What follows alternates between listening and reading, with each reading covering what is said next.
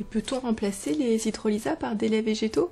Alors justement non, parce que les laits végétaux ne sont pas soumis à ces fameuses règles de l'Organisation mondiale de la santé, et ils sont même dangereux, parce qu'ils n'ont pas suffisamment d'apport en calcium, en vitamine D, et sans compter les apports en fer. Et on a des enfants qu'on retrouve en réanimation ou pour des déficits protéiques importants, et les protéines, il faut savoir, c'est ce qui retient le liquide dans nos vaisseaux, et donc ils se retrouvent avec des œdèmes et donc de vraies défaillances viscérales à cause de ces œdèmes. Donc il y a un risque vital.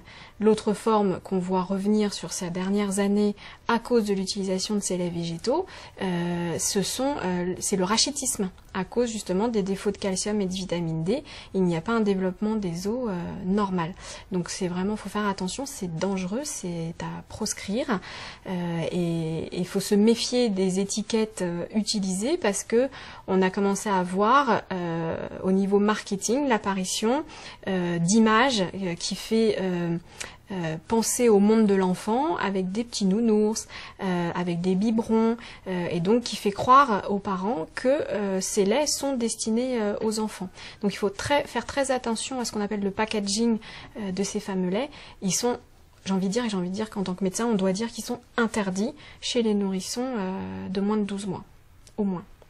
Sachant que normalement, les laits avec les enrichissements nécessaires pour la croissance de l'enfant, sont conduits jusqu'à l'âge de 3 ans pour les apports en fer et en vitamine D, surtout entre 12 mois, donc 1 an et 3 ans. Et donc en fait, en termes d'interdiction, ce qu'il faut préciser, c'est que finalement ce ne sont pas des laits, ce sont des jus. Donc on parle de laits végétaux, et donc c'est aussi une façon de faire croire qu'ils sont adaptés, mais finalement le vrai terme c'est jus, c'est des jus végétaux. Et est-ce qu'on peut remplacer l'hydrolysa avec du lait de jument, du lait d'ânesse ou du lait de chèvre?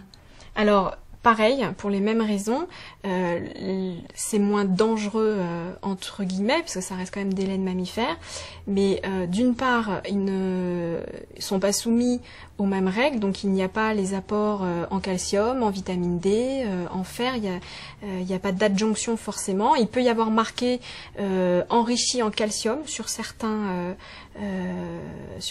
laits, mais ils sont toujours inférieurs à ce que contient les laits maternisés et donc les hydrolysats. Et donc on peut pas remplacer l'hydrolysa par ces laits-là. Et l'autre particularité, s'il faut savoir, dans les allergies, et donc dans les allergies immédiates où il y a une production d'anticorps, on a beaucoup d'allergies croisées, et notamment le lait de vache avec le lait de chèvre et le lait de brebis, 30% des cas d'allergie croisée. Donc l'enfant, en plus d'être allergique aux protéines de lait de vache, va être allergique au lait de chèvre et au lait de brebis, donc c'est un vrai danger d'aller utiliser le lait de chèvre. En général, normalement, quand on fait le diagnostic d'allergie aux protéines de lait de vache, chez les moins de 6 mois, on le fait pas tout de suite, mais quand on commence à parler de la diversification, on recherche les allergies croisées au lait des autres mammifères, et notamment chèvres et brebis.